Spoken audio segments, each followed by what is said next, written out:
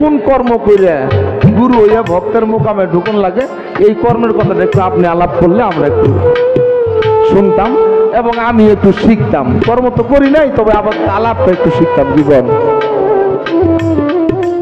শেষ করলাম এই পর্যন্ত। উনি অনেক কথা বলছে, আমি ওদিকে আর যাব না। দেখেন, ঢাকা বাবু বাজার আছে, আপনার নাম শুনেন নাই? অনেকে গেছেন। এই চানকারপুল বাবু বাজারের পাশে একজন পাগল থাকতো, যার নাম হলো করিম মস্তান। করিম মস্তানের দরবার আপনারা অনেকে হয়তো গেছেন বা চিনেন। ঢাকায় একটা লোক হাইকোর্টে পেশকারের চাকরি করত। এই লোকের একটা ছেলে, আর কোনো সন্তান নাই। ছেলেটা বড় হয়েছে আস্তে আস্তে। হঠাৎ করে এমন একটা ব্যাধি হয়েছে, কোনো ডাক্তার তারে ভালো করতে পারতেছে না। বাংলাদেশের চিকিৎসা প্রায় শেষ। এই সাউন্ড আবার এই যে কেমন হইল, এই যে হ্যালো, এই সাউন্ডটা দূরে চলে গেল। যে হ্যালো দেন, এই বক্স কি বন্ধ হয়ে গেল নাকি? তাহলে না না, ঠিক নেই, আমি তো পাইতেছি না এখন আর। হ্যালো, আমার কাছ থেকে গেল ওই যে, না না খাওয়া হয়ে গেছে। হ্যাঁ, এই যে ঠিক আছে, আসছে, ধরুন না। উত্তর দিয়ে আপনি তো বললেন ঠিক আছে, দেখছেন এখন ঠিক আছে। বাংলাদেশের চিকিৎসা ওই ছেলেটার শেষ, ভালো হয় নাই। তারপরে আবারও ডাক্তারের কাছে গেছে। তাহলে ডাক্তার সাহেব কেমন হইব? বাংলাদেশের বড় বড় ডাক্তাররা বোর্ড বসছে, বৈশা বলছে এটা বাংলাদেশে হবে না, ওরে মাদ্রাজ নিয়ে যান। মাদ্রাজ নিতে গেলে অনেক টাকার দরকার, টাকা পাবে কই? মাদ্রাজ নিলে হয়তো ভালো হতে পারে। খেয়াল করবেন, দয়াল কি? আমি কিন্তু একটা কথা বলছি, একটা হলো নাম দয়াল আর একটা হলো বস্তু দয়াল।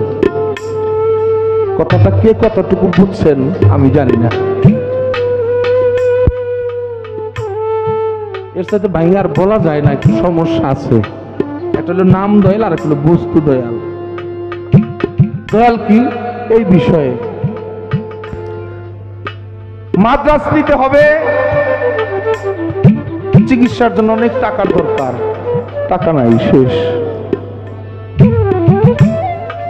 বাবা সন্তানের জন্য কি না করছে, কথাই কথা আসে। বাবা আপনারা একটু খেয়াল করবেন, একটা মায়ের 4-5 জন সন্তান, 7-8 জন, 10 জন, 20 জন হইলে আগের জামানায় পুনরায় আবার বিয়ে পড়াইতো। মুরব্বীরা কইতে পারবো, 20 জন সন্তান হইলে আবার পুনরায় বিয়ে পড়াইতে হইতো। এরকম হয়েছে আগে।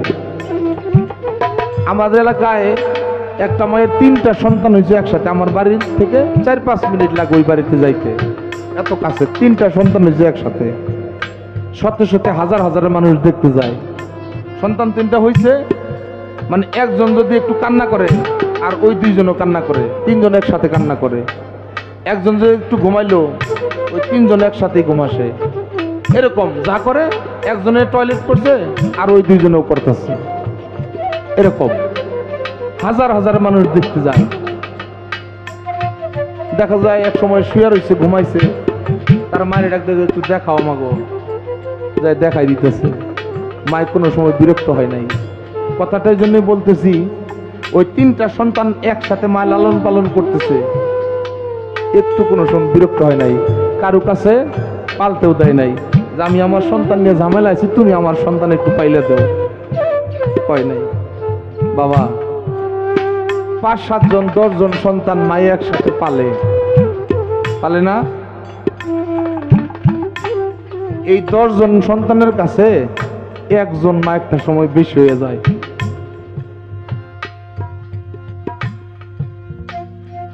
বিশ্বাস হয় না? আমাদের বাংলাদেশে বৃদ্ধাশ্রম না আছে না? আছে না নাই?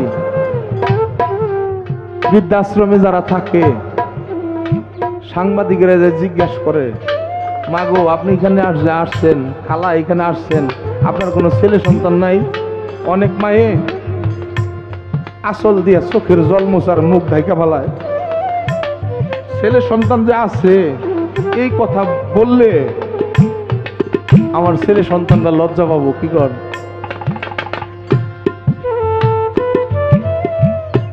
কান্না করতে করতে বুক ভাসাইয়া দেয়। বাবা 5-7 জন সন্তানের কাছে একটা মা বেশি হয়, 5-7 জন সন্তানের কাছে একটা বাবা বেশি হয়।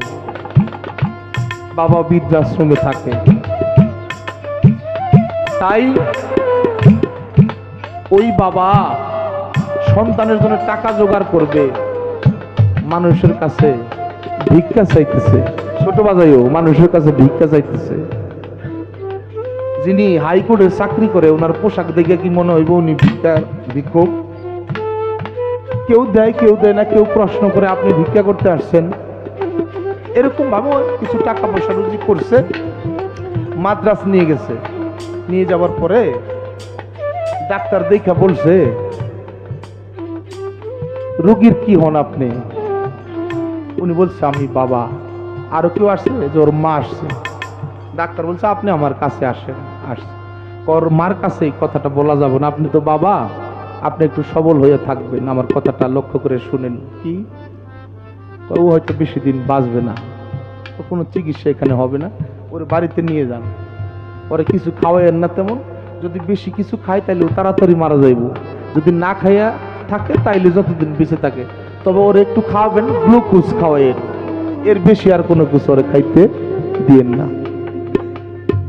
বাড়িতে নিয়ে আসতেছে, মা জিজ্ঞাসা করে কই ওর চিকিৎসা হইলো না? ওর চিকিৎসা হয়েছে, ওর ঔষধ দিছে। কি? ওর ঔষধ হইলো গ্লুকোজ। মায়ের মন্ত্র, বিদেশে বিবাকে যদি কারো বেটা মারা যায়, দেশের কেউ না জানিতে জানে তো কি হয়। মায়ের কলিজার মধ্যে ঠিকই জান দিছে। বাড়িতে নিয়ে আসছে, মায়ে মাথার কাছে বৈশা বৈশা কান্না করে, বাবা পায়ের কাছে বৈশা বৈশা কান্না করে। তুই যদি চলে যাস আমি দুঃখীর ডাক দেবো কেন মা কইয়া? বাবা কয় বাপরে তুই চলে গেলে আমারে বাবা কইয়া কে ডাকবো? বাবা মা দুইজন কান্না করে। দুইজনের একজন হঠাৎ করে একটু পাশে নাই, কাজে ব্যস্ত। ওই সন্তানটা ওই বিছানার থেকে উঠে হাঁটতে হাঁটতে ওই চানকারপুল ব্রিজের পাশ দিয়ে একটু হাঁটতেছে। কোন শীত, দূরে থেকে দাঁড়াই দেখে একটা পাগল বস্ত্রহীন অবস্থায়, গায়ে কোনো কাপড় কিছু নাই, শীতের মধ্যে পয়সা রয়েছে। ওই ছেলেটা ভাবতেছে এত শীত, আমাদের গায়ে এত কাপড়, তারপরেও শীতে বাঁচি না, আর ওনার গায়ে একটা কাপড় নাই, এই শীতের মধ্যে পয়সা রয়েছে। এটা তো পাগল। আমার মন বলতেছে এটা আল্লাহর কোনো পাগল হবে, আমি এই পাগলের কাছে যাব। যাই বলতেছে চাচা, ও চাচা, চাচা গো, আমার মন বলতেছে আপনি আল্লাহর একজন মস্ত বড় পাগল। চাচা আমি আপনার কাছে একটা কথা কই বেড়াইছি। করিম চাচা তাকাইছে, পাগলের দিকে তাকাই কইছে চাচা আমার না কি জানি হয়েছে, বাংলাদেশের চিকিৎসা শেষ, আমার মা বাবা আমার নিয়ে গেছিল মাদ্রাজে, সেখানকার ডাক্তার বলে দিছে আমি নাকি বাঁচুম না। চাচা তুমি আমার একটা কিছু কইবা, তুমি কও তো আমি কি আসলে মারা যাবো না বাইসা থাকো? আমি যদি মারা যাই আমার আর ভাই বোন কিছুই নাই, আমার মারে কেরা মা কয়ে ডাকবো, আমার বাবারে কি বাবা কয়ে ডাকবো? চাচা তুমি একটু কও তো। 2-3 বার এভাবে বলার পরে করিম চাচা এমন জোরে একটা লাঠি ওরে দিছে, লাঠিটা খাইও একটা ড্রেনের মধ্যে পড়ে গেছে। সাথে সাথে আবার উঠছে, উঠে দৌড়ে বাড়ি দিচ্ছে, মা মা গো মা মা। এদিকে মা বাবা পাগল হয়েছে, গেল কই খুঁজতেছে। যখন ডাক দিয়ে বাড়িতে ঢুকছে, মা বলছে বাবা তুই কই গেছিলি, তোরা তো খুঁজতাছি। তো মা, ও মা আমার না খুব ক্ষুধা লাগছে, মা আমার কিছু ভাত খাইতে দাও। তো বাবা তোর ভাত খাওয়া নিষেধ, তোর ভাত খাওয়া যাবো না। তো মা আমার অনেক ক্ষুধা লাগছে, আমার ইলিশ মাছ দিয়ে আজকে ভাত দেবো। তো বাবা তোর ভাত খাওয়া যাবো না, তোর দেহের মধ্যে রোগ আছে। ওই ছেলেটা বলতেছে মা আমার দেহের মধ্যে আর কোনো রোগ নাই। কেন? কি কষ্ট? মা আমার দেহের মধ্যে কোনো রোগ নাই। ওই কেন? মা মা গো, ওই যে করিম চাচা না, ওই করিম চাচা আমার একটা লাথি দিছে, ওই লাথিটা খাওয়ার পর থেকে আমার মন বলতেছে আমার দেহের মধ্যে কোনো রোগ নাই। মা গো, আমার দেহের মধ্যে আর কোনো রোগ নাই। মা আমার কয়টা ভাত দাও, আমি ভাত খাবো।